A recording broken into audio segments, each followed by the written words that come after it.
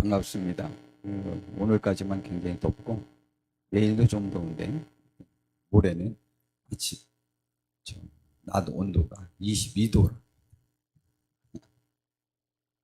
오늘 31도, 32도까지 올라간다는데 어떻게 9도, 10도가 떨어지죠? 잘 됐습니다. 우리 열심히 모여서 기도하자. 그런 것이니까. 우리 이번 이 가을에 이제 날씨 좋아졌으니까 피곤하게 다른 일을 하시느냐고 예배나 기도를 놓치지 마시고 피곤하게 기도하고 그렇게 해서 우리들의 가족을 구원하고 하나님 앞에 다시 한번 잘 설 수 있는 축복된 이 계절이 되기를 정말 바랍니다. 저도 함께 많이 노력할 것입니다. 성도 여러분, 이 성도 여러분들은 고난이 닥칠 때에 어떻게 기도하십니까? 고난 중에는 어떻게 기도하셨었습니까? 고난은 여러 가지가 있어요. 사탄이 욥을 시험하고자 그를 넘어뜨리려고 계획할 때 순서가 있는데 재산을 잃게 하고 자녀를 잃게 했어요. 근데 그게 별거 아니라는 거죠. 그거보다 더 큰 건 자기 몸이 죽을 지경이 되면 그게 더 고통이라는 거죠. 그래서 자기 생명이 더 중요하다. 지난주에 누가 목사님 이 상황과 저 상황 중에 무엇이 더 힘들까요? 라고 물어봤어요. 본인이 그냥 너무 고통스러운 질병에 지금 당해 있는 것과 지금 자녀들이나 혹은 다른 재산적인 문제나 이런 여러 가지 문제가 있는 것과 어느 것이 둘 중에 선택한다면 어느 게 고통일까요? 라고 했을 때 저는 뭐 서슴없이 답변했습니다. 욥의 경우 보니까 사탄이 생각한 것은 사람은 자기 몸이 최고더라 라는 것이죠. 그런 것이 다 고난일 수 있죠. 그런데 우리 신앙인은 신앙 때문에 받는 고난도 있어요. 하여튼 모든 고난 중에 우리는 어떻게 기도할까? 어느 땐 고난당한 것이 내 잘못이라고 생각될 때도 있고 아니면 억울하게 고난을 당할 때도 있어요. 두 상황 사실은 다 똑같습니다. 왜냐하면 둘 다 힘들거든요. 여러분, 우리는 고난 중에 어떻게 기도하십니까?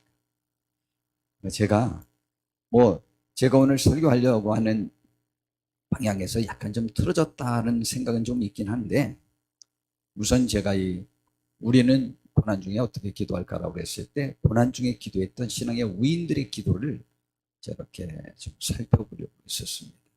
그래서 오늘 물론 본문도 그것인데 자 우선 주기철 목사님을 좀 생각해 보려고 합니다. 주기철 목사님이 1938년도에 장로교회 27자 총회 평양노회라고 하는 노회가 있었어요.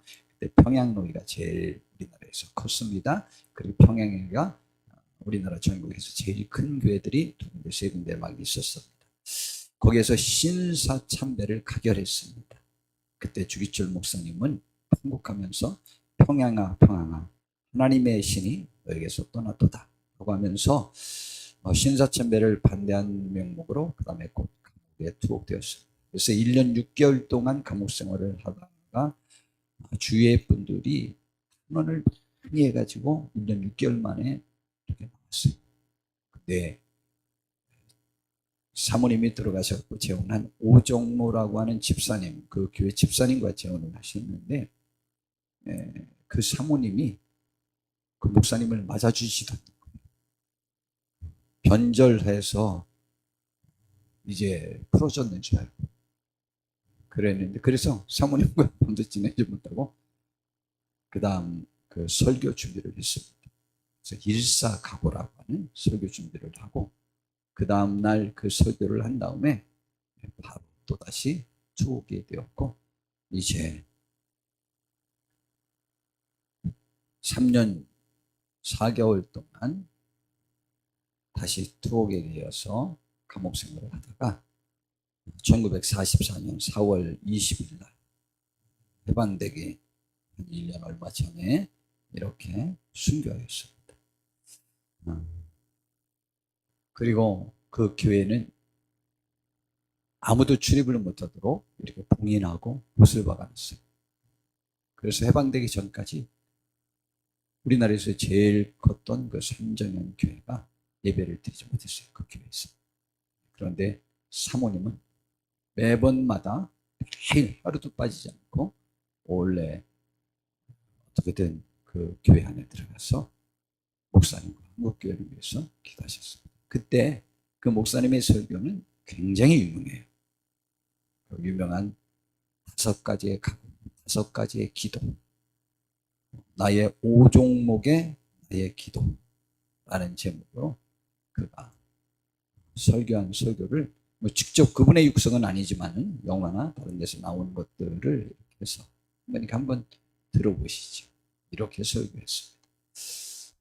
최근 조선 총독부에서는 국가의식이라는 명분으로 신사참배를 강요하고 있습니다. 그러나 신사참배는 더 키울 수 없네. 10계명의 항상 이건 가장 키워줘요.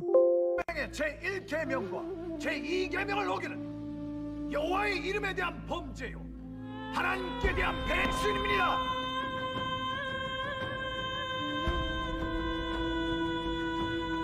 여기로 천정역교회 신도들은 절대로 신사참배를 해서는 안 됩니다. 이로 인한 모든 책임은 담임 목사인 제가 지겠습니다.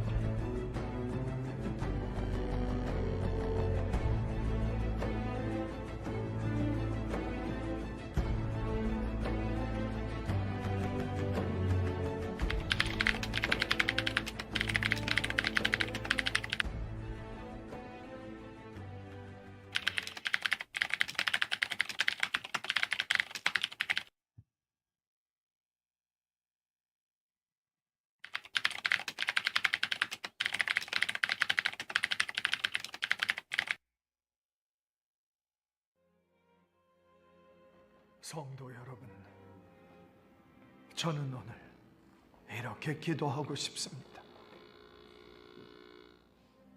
첫 번째 나의 기도는 이 장기간의 고통을 이기게 하옵소서.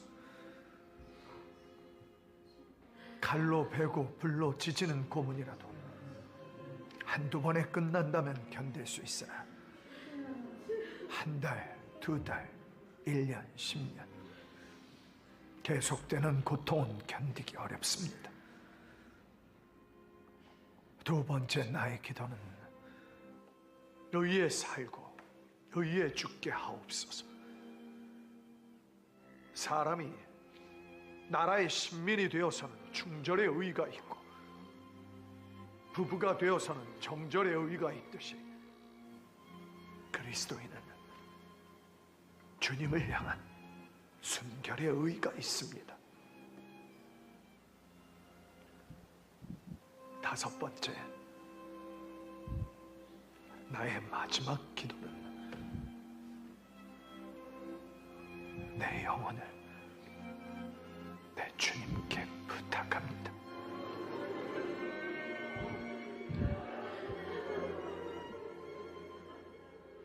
자, 여기까지만 보면 될 것 같습니다. 예.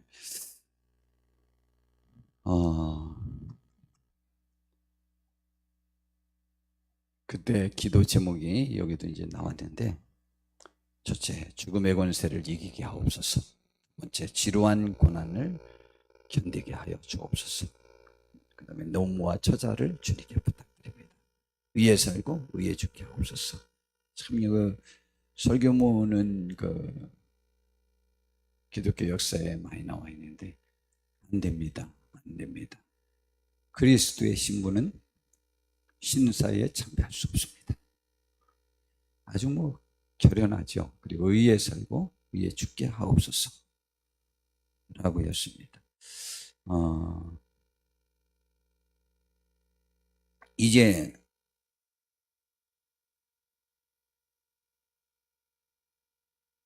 죽기 바로 전에 유서를 써서 집으로 보냈습니다.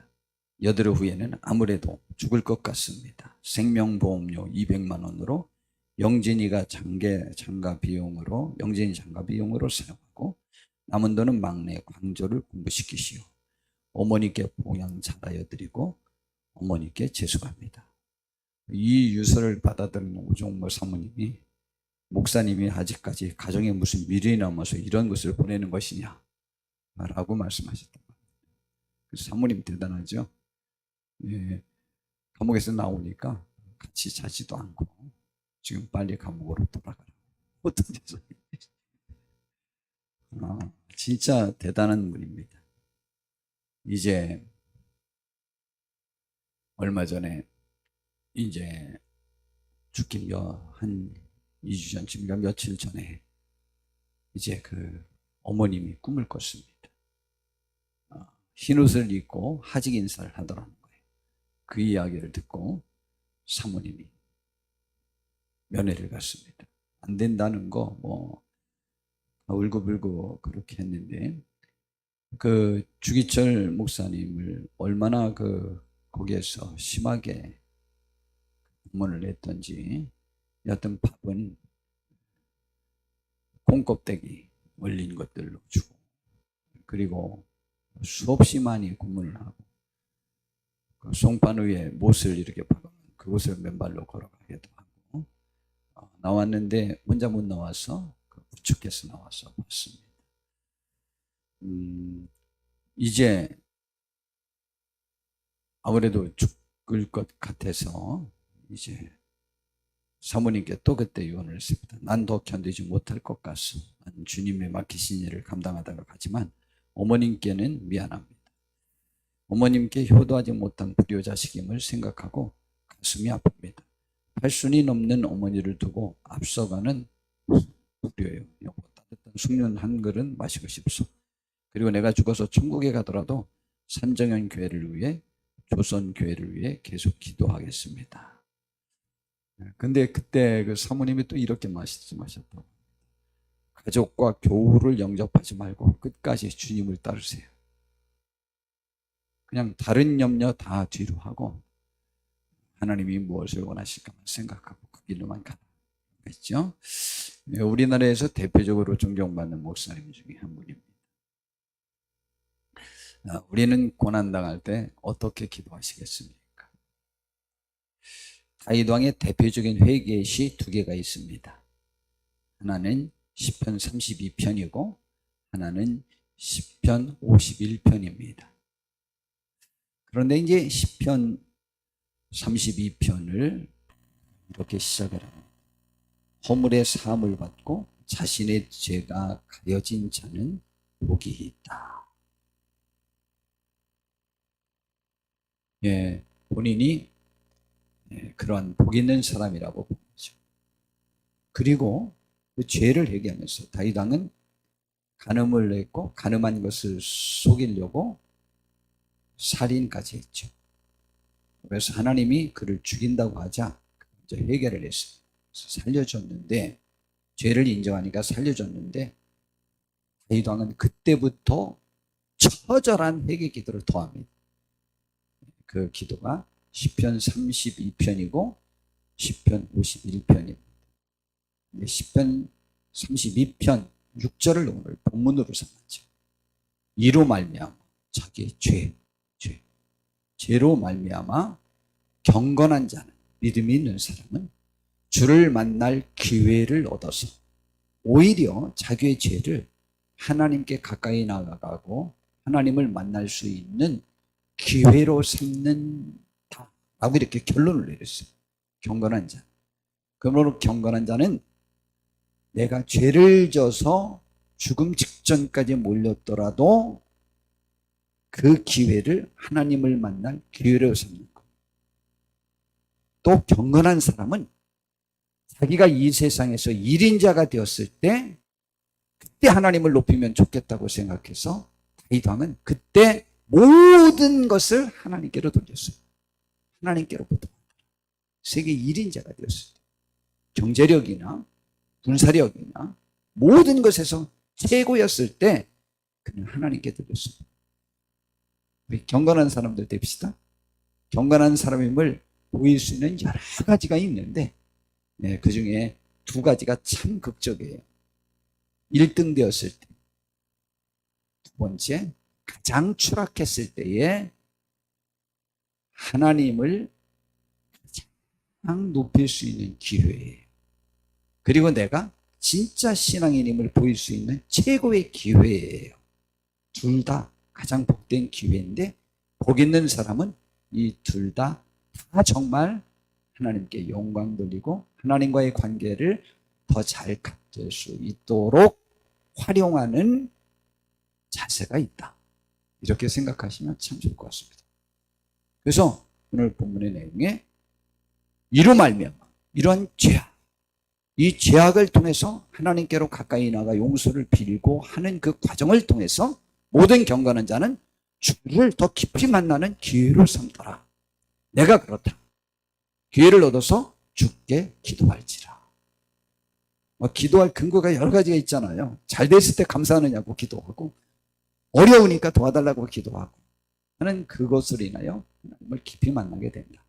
라는 것이죠. 진실로 홍수가 범람할지라도, 홍수는 우리를 휩쓸어가는 그러한 일이 나에게 밀려온다고 할지라도 결국 경건한 자에게 그러므로 그것이 그를 넘어뜨리지는 못한다. 미치지 못할 일이다. 라는 것이었습니다. 우리 다 그렇게 합시다. 이러한 기도를 10편 46편 1절부터 3절에 있는 이렇게 말했습니다. 하나님은 우리의 피난처, 힘이시니 환난 중에 만날 큰 도움이 된다. 하나님은 우리의 피난처가 되고 힘이 됩니다. 그래서 환난 중에는 신실하신 하나님을 만나는 것이 가장 큰 축복입니다. 여러분은 환난 중에는 다른 데 도움을 청하러 너무 많은 시간을 허비하지 마시고 하나님께 나와 내 삶에 대하여 솔직하게 하나님 앞에 내어놓고 나는 당신의 도움이 이 시간에 필요합니다라고 고백할 수 있는 우리가 되기를 바랍니다. 그러므로 땅이 변하든지 산이 흔들려 바다 가운데 빠지든지 바닷물이 솟아나고 뛰놀든지 그것이 넘침으로 산이 흔들릴지라도 천지 개벽이 돼도 우리는 두려워하지 않을 것이다.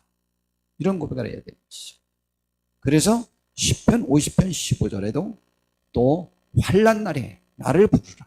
내가 너를 건지리니 내가 나를 영화롭게 하리로다.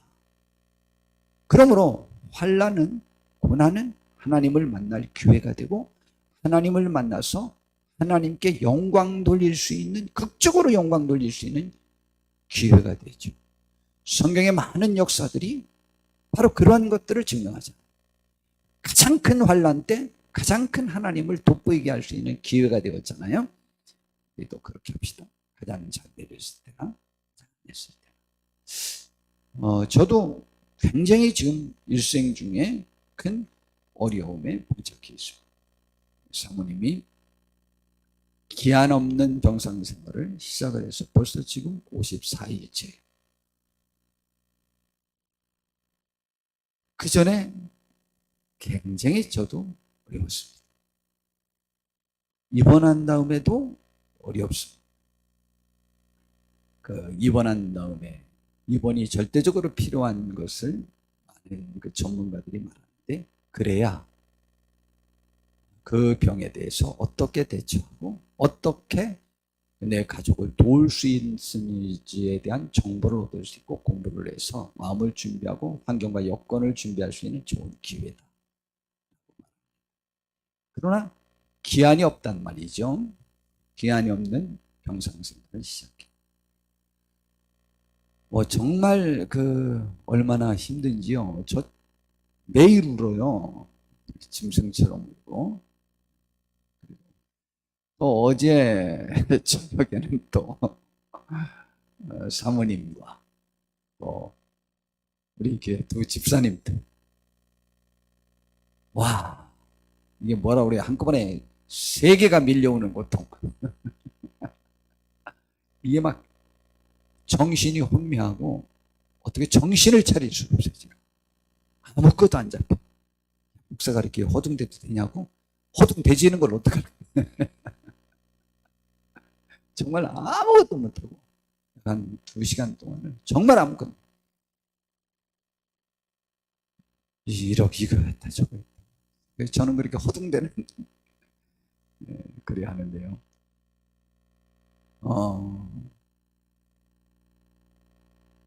그런 어려움이 저에게 와 닿을 수 있어요. 지금 매일매일이 그렇게 지냈습니다.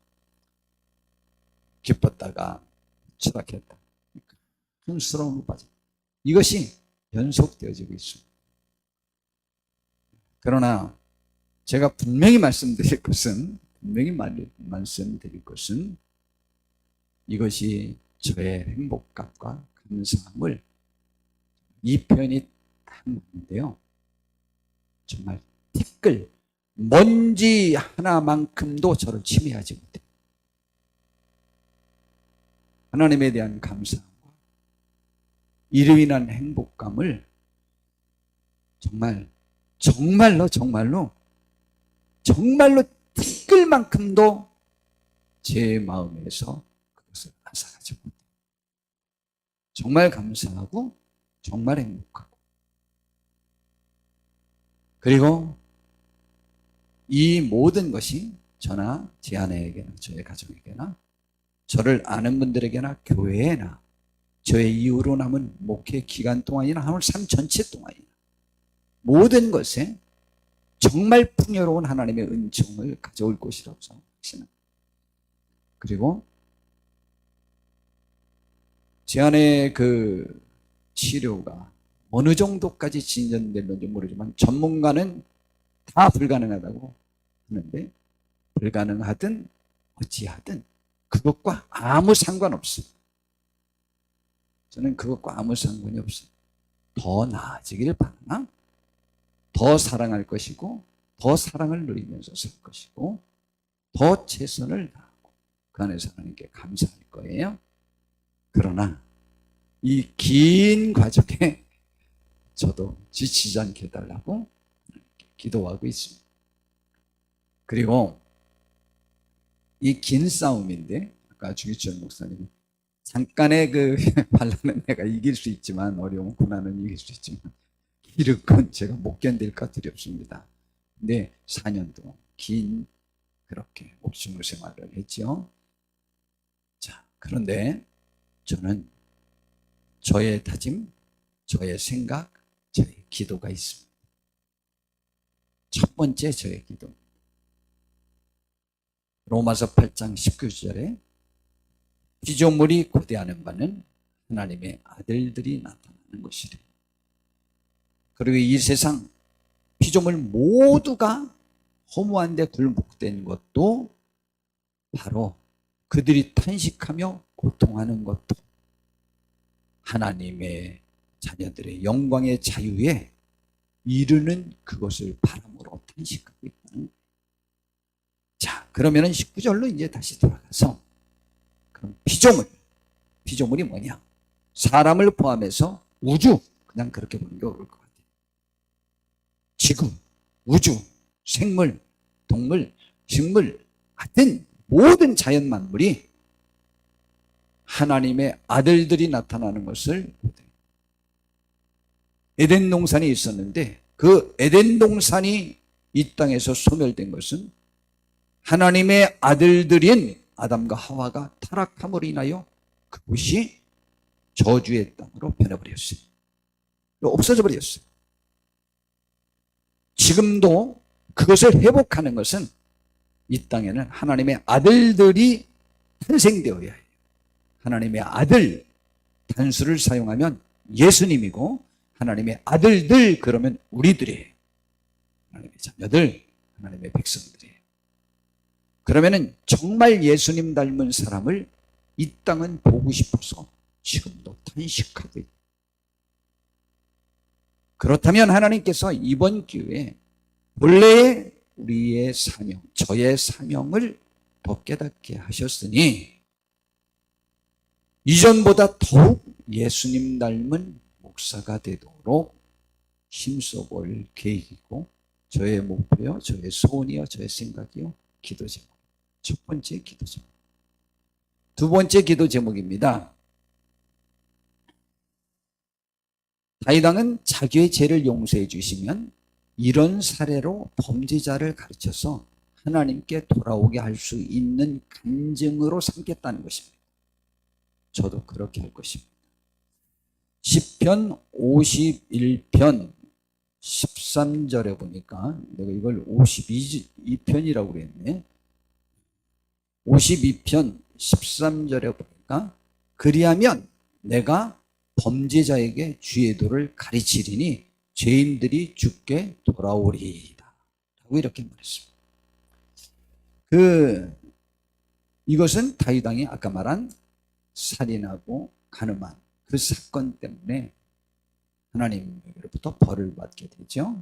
그때 하나님께 기도하면서 주의 구원의 즐거움을 내게 회복시켜 주시고 자원하는 심령을 주사 나를 붙드시고 나를 주 앞에서 쫓아내지 마시며 주의 성령을 내게서 거두지 말고 내 속에 정한 마음을 창조하시고 내 안에 정직한 영을 새롭게 하시고 주의 얼굴을 내 죄에서 돌이키시고 내 모든 죄악을 지워달라고 하나님 앞에 기도합니다.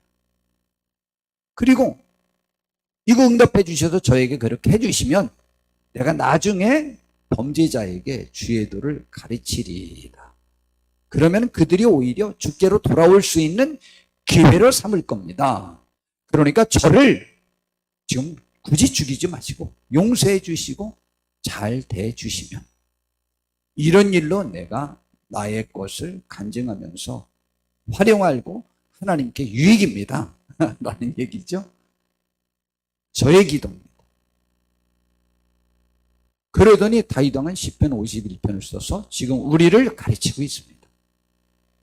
그럼 저에게 닥친 어려움이 남들이 지금 두 눈을 뜨고 살펴보고 있다. 저는 이제 이 말씀을 전하려고 할 때 꼭 생각나는 분이 있어요. 우리 김옥래 권사님의 바로 우애가 김필려 권사님이에요. 지금 뉴질랜드에서 계시거든요. 그 남편분이 진두선 권사님이에요. 제가 전도하려고 그렇게 노력했는데 결국은 교회 다녀서 권사님도 됐잖아요. 그런데 그 권사님이 저희 아버님이 돌아가시는 과정을 전체 보셨어요. 가정에서 있었던 문제들이 여러 가지 것들을 봤기 때문에 지금 저희 어머님이 우리 아버님이 돌아가신 그 경희의료원 장례식장에 딱 도착했을 때 그 진두선 권사님이 먼저 와 계셨거든요. 저도 있었고. 근데 저희 아버님이 돌아가실 상황이 된 줄 알고 병원에 계시지를 않았어요. 그냥 시골에 내려가 계셨어요. 연락을 받고 오셔서 거기에 딱 도착하셨는데 그때 그 진두선 권사님이 저희가 하신 말씀이 있어요. 저희 어머님이 딱 그 장례식장에 도착하시자마자 딱 무릎을 꿇고 두 손을 들고 그냥 큰 소리로 기도하시는 거예요. 하나님 아버지 감사합니다 하고 막 와.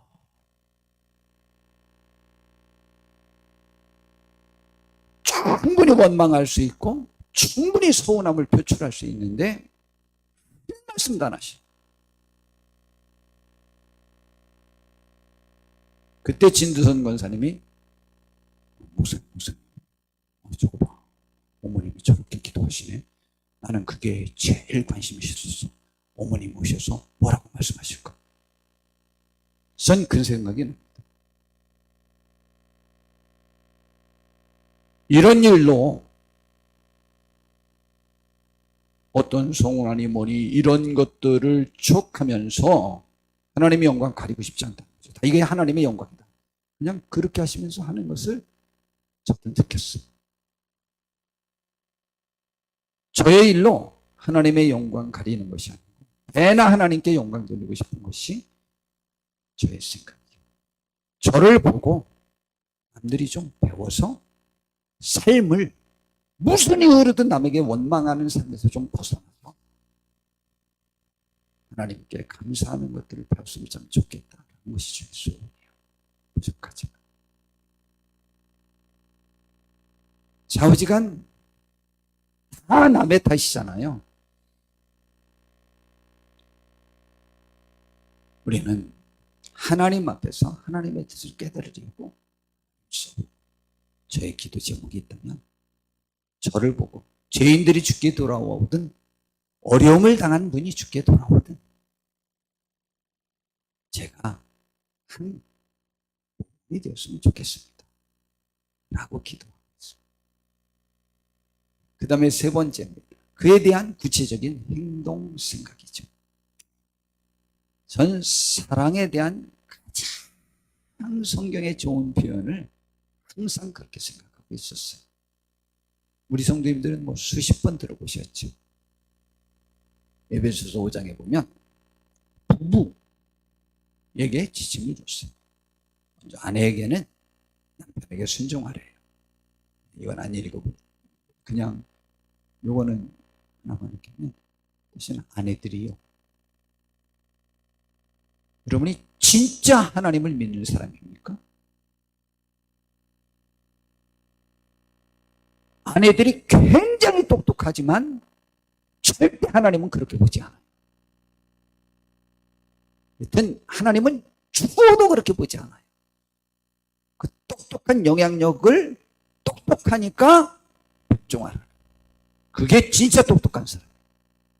그 외에는 다 우둔한 거예요. 근데 우둔한 것이 잘난 줄 알아요. 순종하셔야 돼요. 그러면 믿지 않는 남편이 구원받는데요. 신기하죠? 교회 안 나오는 그 왼수? 우리는 교회 안 나와서 또 왼수라면서요. 근데 그렇게 하는데 이거는 저에게 큰 영향력은 없어요. 그런데 사랑, 그러면 두 번째예요. 남편들아, 아내 사랑하기를. 25절부터 보니까 그리스도께서 교회를 사랑하시고 그 교회를 위하여 자신을 주심같이 하라.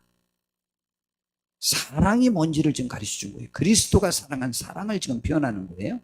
그렇게 똑같이 남편에게 하라는 거죠. 예수님이 어떻게 사랑했냐고요? 이는 곧 물로 씻어 말씀으로 깨끗하게 하사 거룩하게 하시고. 그냥 다른 말 다 지금 이게 무슨 말이냐?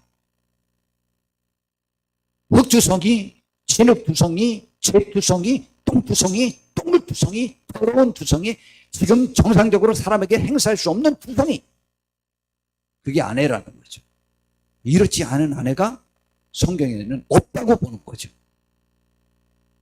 인류 중에 이렇지 않은 인류가 하나도 없었듯이 그런 아내는 이 세상에 존재하지 않는다.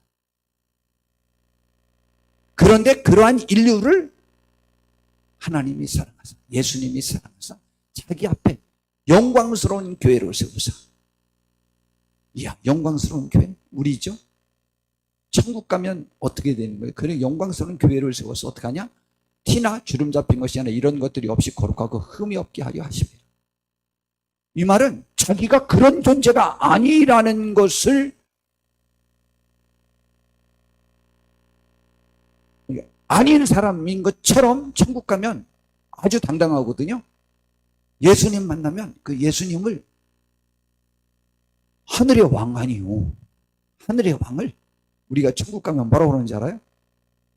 신랑 대신 예수라니까 여보! 할 수 있는 여보. 그러면서 아버지가 다 동등하게 막 대하고 친구라면서요. 친구. 같이 왕로로 탄다니. 같이 왕으로. 예수님 앞에 내가 이 세상에서 예수님이 그렇게 우리를 위해서 죽어주고 씻겨줘서 내가 간신히 천국 간 거는 생각하지 못하고 그런 것 조금 더 생각이 안 나는 거예요. 천국 가면. 아예 생각이 안 나는 거예요. 그리고 하나님과 함께 누리는 삶을 당당하게. 저는 이거보다 더 큰 사랑의 표현은 없다. 그러니까 아내가 무슨 잘못을 했든 무슨 죄가 있든 어느 정도 죄? 하나님이 대신 죽어주지 않고는 그 죄에서 벗어날 수 없는, 용서될 수 없는 무지막한 죄, 가장 큰 죄라는 거죠. 그런데 그 죄가 없었던 사람처럼 자기 앞에서 영광스러운 존재인 것처럼 막 자기처럼 똑같이 영광스러운 존재처럼 막 용기 있게 행할 수 있도록 해주는 것이 남편이 아내를 사랑하는 방법이다. 그래야 아내가 산다. 뭐 이런 말씀으로 저는 얘기합니다. 전에는 이론적으로 알아서 그렇게 해야 된다고 했는데 그것을 사실은 잘못했어요. 그런데 이번에 이것을 보이려고 해. 아내의 잘못이 안 보이냐? 더 잘 보여요. 사랑하면 사랑할수록 그의 약점과 부족한 점이 더 잘 보입니다. 왜 잘 보는지 알아요? 그걸 내가 봐야 내가 그걸 가려줄 수 있고 없애줄 수 있고 해결해 줄 수 있어요. 그렇게 하는 것이 사랑. 남편들아, 아내를 그렇게 사랑하라는 것이죠. 부족하지만